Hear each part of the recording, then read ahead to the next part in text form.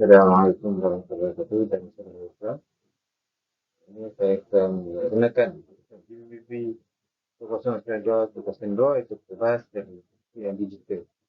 Itu tajuk konsep aspirasi dan harap untuk pendidikan serta aplikasi terhadap guru dan pendidik. Yang pertama, kita perlu mengetahui apa itu konsep pendidikan.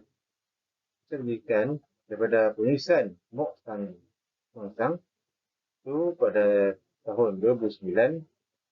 Ya, pendidikan ialah satu proses atau aktiviti untuk memperkembangkan fizikal, intelek, sosial dan emosi seseorang serta dapat menambahkan kemahiran, bolehan, pengetahuan dan pengalaman agar dapat memberikan kegembiraan, faedah dan kemajuan seseorang tersebut. Yang kedua, itu pandangan daripada ahli pendidikan barat iaitu Joe Dewey menyatakan tentang konsep pendidikan ini. Kedua, iaitu pendidikan merupakan satu proses untuk mewujudkan keadaan yang kondusif dan selesa agar dapat memudahkan individu itu menyesuaikan diri dengan persekitaran yang berubah-ubah.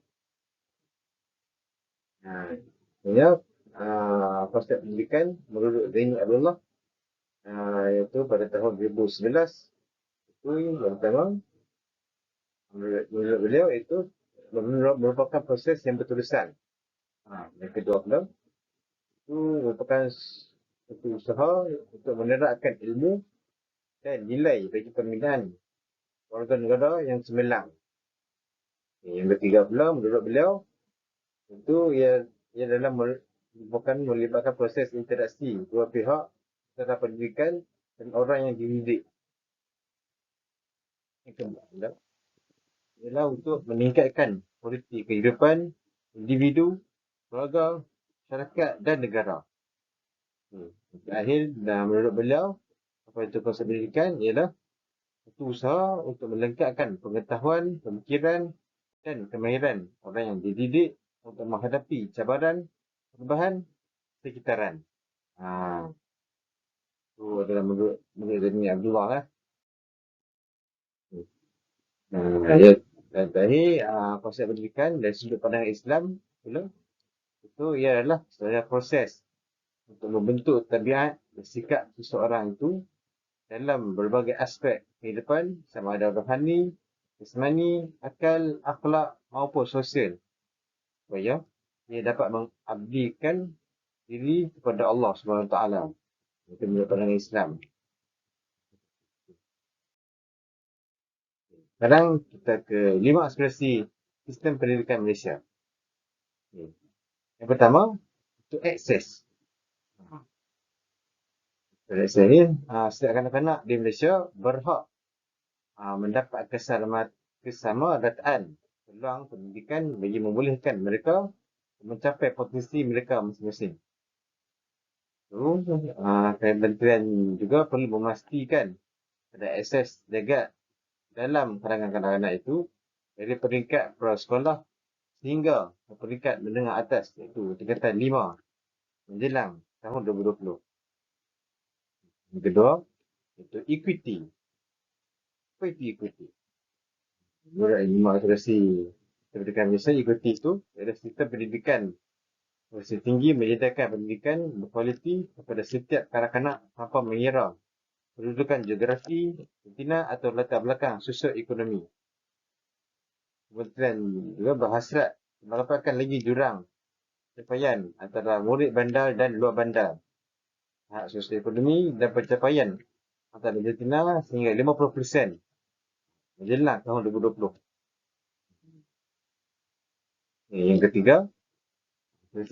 Yang ketiga ialah kecekapan.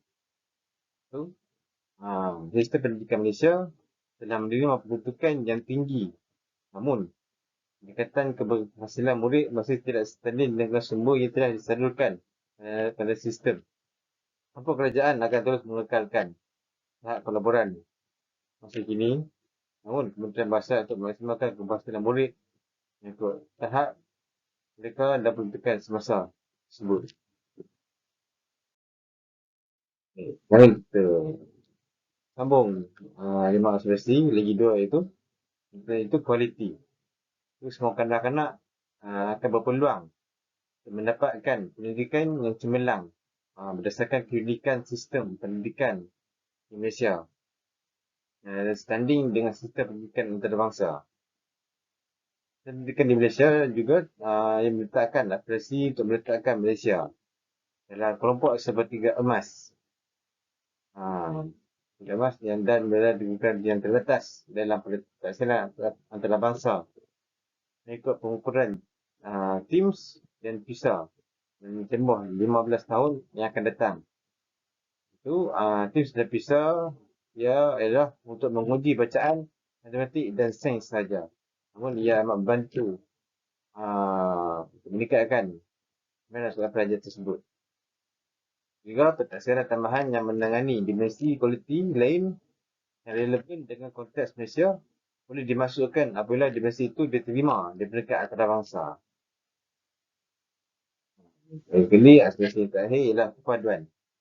Itu murid yang berumur antara 7 hingga 17 tahun yang telah menghabiskan lebih 1/4 daripada masa mereka di sekolah. Itu sekolah mempunyai peranan mengukuhkan lagi perpaduan dalam kalangan murid. Ini interaksi bersama murid lain dari pelbagai latar belakang, sosial ekonomi, agama, dan etnik dan juga belajar untuk memahami, menerima serta menghayati perbezaan mereka. Itu proses pengalaman dan aspirasi dapat dibentuk Kementerian Bahasa menjanakan suatu pendidikan yang berpeluang kepada murid berkongsi pengalaman mereka, susah aspirasi lebih bentuk dan yang menunjukkan mereka perpaduan dalam kalangan rakyat Malaysia. Kita ke 6 aspirasi murid. Tu yang pertama itu pengetahuan. Tu peringkat paling asas setiap kanak-kanak perlu menguasai sepenuhnya kemahiran literasi dan numerasi itu penting bagi setiap murid menguasai mata pelajaran kelas matematik dan sains. Juga didedahkan dengan pengetahuan am yang menyeluruh tentang Malaysia, Asia dan dunia dari segi aspek sejarah Malaysia dan geografi. Murid juga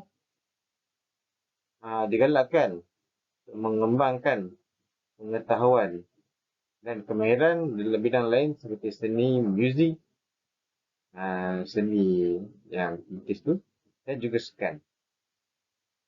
Itu dah, itu kemahiran berfikir. Jadi setiap murid akan belajar cara memperoleh ilmu pengetahuan sepanjang kehidupan mereka untuk mendalilkan perasaan ingin tahu dan mengamalkan pembelajaran sepanjang hayat untuk membolehkan mereka menghubungkan disiplin ilmu dan wujudkan ilmu yang baharu. Setiap murid juga perlu menguasai pelbagai kemahiran kognitif termasuk penakbulan dan pemikiran kreatif dan inovatif. Namun bidang ini kurang diberi perhatian kerana ia menyebabkan murid kurang berupaya untuk mengaplikasikan satu ilmu pengetahuan tersebut dan berfikir secara kritis di luar konteks akademik. Yang ketiga iaitu kemahiran memimpin. Itu dalam dunia yang sedang berumurkan ini, pilihan untuk memimpin dan bekerja dengan orang lain secara berkesan adalah sangat penting. Pendidikan negara akan bantu setiap murid mencapai posisi sepenuhnya, memberikan peluang yang formal dan bukan formal agar mereka dapat bekerja dalam pasukan dan memegang kepimpinan. Itu jika dengan kemahiran memimpin ini, murid dapat berimplikasikan untuk masa depan mereka, mungkin akan menjadi ketua dari satu organisasi yang mereka akan sertai. Yang keempat itu kemahiran dui bahasa. Itu setiap kali kanak haruslah menguasai contohnya bahasa Malaysia sebagai bahasa kebangsaan mereka dan bahasa perpaduan serta bahasa Inggeris sebagai bahasa komunikasi antarabangsa. Dengan tahap penguasaan bahasa ini, lepas mereka menambahkan persekolahan, murid sepatutnya boleh dah berupaya menggunakan bahasa Malaysia dan bahasa Inggeris dalam persekitaran siaran mereka dan juga tempat kerja. Tapi itu juga kementerian juga akan mengelakkan semua murid untuk mempelajari bahasa lain sebagai bahasa tambahan. Itu yang kelima itu etika kerohanian. Itu sistem pendidikan akan memupuk etika dan kerohanian dalam diri setiap murid bagi mendapati cabaran yang akan ditempuhi dalam kehidupan dewasa. Jika seorang murid itu mereka boleh menyelesaikan konflik secara harmoni, bijak, membuat pertimbangan, berpegang pada prinsip kita berada dalam situasi yang kritikal serta berani untuk mendapatkan satu yang betul. Juga sistem pendidikan juga berhasrat membentuk individu yang penyayang yang mungkin akan dapat menyumbang kepada kesejahteraan komuniti dan negara.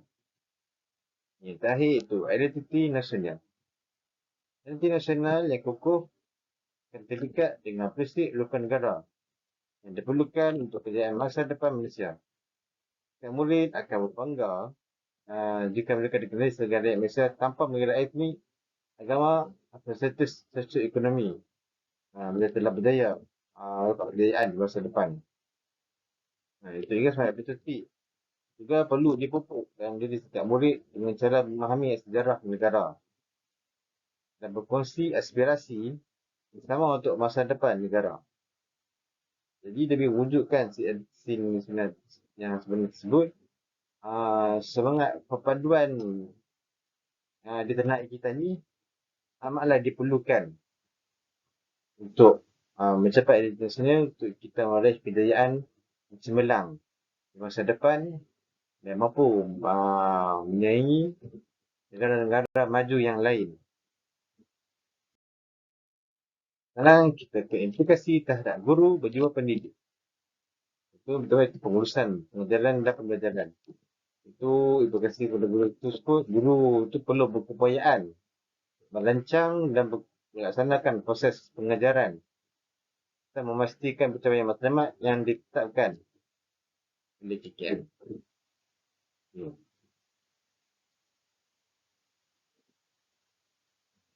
Sebab itu perlu bersungguh-sungguh untuk memperkembangkan visi dan pencapaian untuk seorang murid tersebut. Yang kedua itu pembangunan profesionalisme. Seorang guru itu harus berani untuk meneroka pelbagai cabang ilmu untuk membagaikan kaedah dan teknik pengajaran yang berkesan. Sebab itu hendaklah mempunyai keluasan pedagogi yang lebih besar agar setiap murid belajar sesuai dengan sistem abad ke-21 yang sekarang ini. Ketiga itu harus menambah baik amalan profesionalisme dan amalkan pembelajaran sepanjang hayat. Itu guru perlu membuat rencana tentang perkara ini. Yang ketiga terakhir iaitu pemahaman teknologi. Itu seorang guru itu perlu mereka bentuk, membangun dan menilai pengalaman pelajar mereka dan pertasan autentik lebih sesuai untuk pelajar memahami pelajaran mereka. Juga guru haruslah memanfaatkan teknologi, maklumat dan komunikasi agar mereka dapat meningkatkan kualiti pembelajaran di sekolah. Pembelajaran ini juga harus disambut baik oleh pihak guru dengan benda yang positif. Jadi, guru haruslah mahir dari teknologi agar kita berjaya untuk memahamkan pelajar-pelajar kan pembelajaran kita sesuai dengan abad ke-21 ini. Sekian, terima kasih kepada saya. Dan kita berjumpa lagi. Kalau pernah jauh ke tengah, selamat tinggal dan sekian, terima kasih.